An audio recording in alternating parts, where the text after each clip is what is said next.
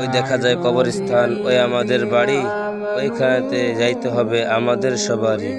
তাই ভাই যাওয়ার আগে ভালো কাজ করে যাই, যাতে করে আল্লাহ তাআলা আমাদের সবাইকে জান্নাতে পাঠায়।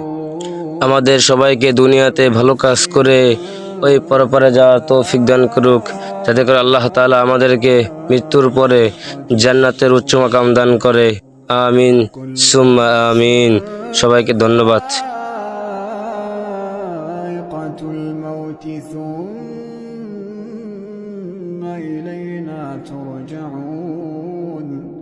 والذين آمنوا وعملوا الصالحات لنبوئنهم من الجنة غرفا تجري من تحتها الأنهار خالدين فيها، نعم أجر العاملين.